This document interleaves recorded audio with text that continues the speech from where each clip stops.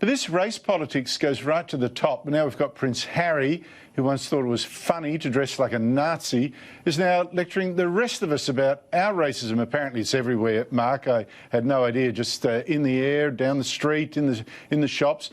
And he and his wife, Meghan Markle, are just the people, he reckons, to lead us out of this evil. Here he is. My wife said recently that our generation and the ones before us haven't done enough to right the wrongs of the past. I too am sorry. Sorry that we haven't got the world to the place that you deserve it to be. Institutional racism has no place in our societies, yet it is still endemic. Unconscious bias must be acknowledged without blame to create a better world for all of you. I want you to know that we are committed to being part of the solution. Are you impressed by Prince Harry's moral lecture there? No, not at all. And he's blaming unconscious bias, this idea that we've got voices in our heads, we've lost control of our faculties, we don't know what we're doing in society, and we've got some ingrained hidden bias against people who aren't like us. Well, maybe it was unconscious bias that made Harry wear the Nazi suit to the fancy dress party. He'd lost control of his faculties, he was off his face, he's not to blame for that. Maybe his great uncle, the Duke of Windsor, had unconscious bias, didn't know what he was doing when he turned up in Hitler's Germany prior to World War II and endorsed the Nazi regime that subsequently killed millions of Britons that the Duke of Windsor had reigned over as Edward VIII. You know, this unconscious bias may well explain a lot of mishaps in the royal family in history, Andrew, but at its bottom line, it's bunkum. We did have a thorough study in Australia. The behavioural economics team of the Australian government in 2017 did a study about unconscious bias in the recruitment patterns in the public service, and they found out, they haven't done any study, they haven't been allowed to do studies like this since. They found out if there was any bias, it was against white men. That in fact, if an Indigenous woman was applying for a job, she had a 22% chance, a greater chance of getting that position off an employment panel, mainly of white men in the public service, if they knew that she was Indigenous, as opposed to masking her identity. So there is no unconscious bias against people of colour. This is a sort of middle-age superstition. And Prince Harry, unfortunately, has got caught up with it. He's married the new Wallace Simpson, of course, so it's hardly surprising he's gone down the same path as his great uncle. Well, I just think it's all very sad. I noticed that Meghan Markle is now claiming a court action that she brought a couple of $1 billion of trade to Britain by marrying Harry, but not realising, of course, that it could have married, you know, the shopkeeper's girl down the street, and people would have flocked to Britain and got that. The arrogance of these two is just extraordinary. I'll give you a third example. Because this stuff is everywhere. Michael Palin, who used to be on Monty Python, mocking, you know, the pious, etc.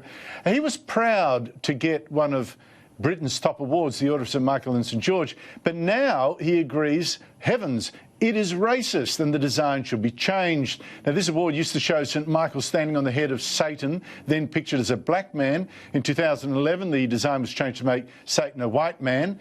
But this apparently, St Michael standing on his head, is apparently still too close to what police did to George Floyd. And Palin now says, although the image on my award is of a white Satan being vanquished, I think that is inappropriate and offensive. Can you understand Palin now being offended by an award he was proud of until about yesterday? Yeah, it sounds like a Monty Python skit, doesn't it? I mean, he's a parody of himself saying these things. We don't know the skin colour of Satan. Is George Floyd here being compared to Satan? That's ridiculous in itself.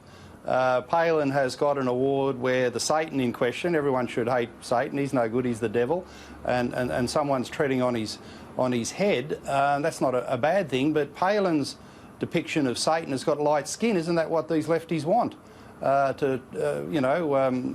Bring down white people and treat them this way. So none of it makes any sense.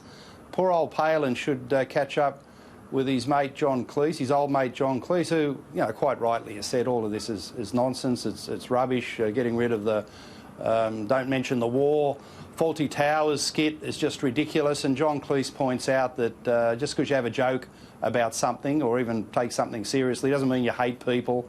You know, we can make these reflections, and I think Michael Palin needs a little tutorial with John Cleese to come back to sanity. Absolutely.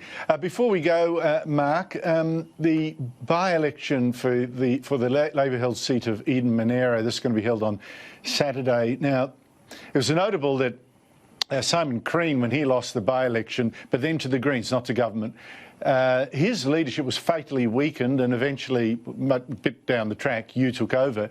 No opposition has lost the seat to the government in a by-election, for 100 years. What would it mean for the leadership of Anthony Albanese if he now becomes the first in all that time? Well, it's interesting you mentioned Simon Crean. At that time, after the loss of the Cunningham by-election, Albanese started the, I suppose it was aptly named, given his announcement this week, the ABC Club, anyone but Crean. So by Albanese's own actions inside the caucus, he said anyone who, as leader, loses a Labor seat at a by-election, they should be turfed out. It's 100 years since the opposition lost a by-election seat to the government of the day, and you know the coincidence of a pandemic back then, the Spanish flu 100 years ago, and it was over a treason issue. You know, Labor's Chinese donations and associations, a treason issue where the member for Kalgoorlie was supporting Irish self-rule, and that was treasonous enough in the Australian Parliament in 1920 to be kicked out, triggered the by-election, and the Labor Party lost it. So by any historical measure, if Albanese loses, he's in trouble. But my guess, and it's only a guess, is that he's got a very good candidate there, McBain, who performed well in the bushfire season, and they might scrape over the line off the back of her efforts in January and her good reputation as the candidate. Mark Latham, it's always terrific to talk to you. Thank you so much indeed for your time. Pleasure. Thanks, Andrew.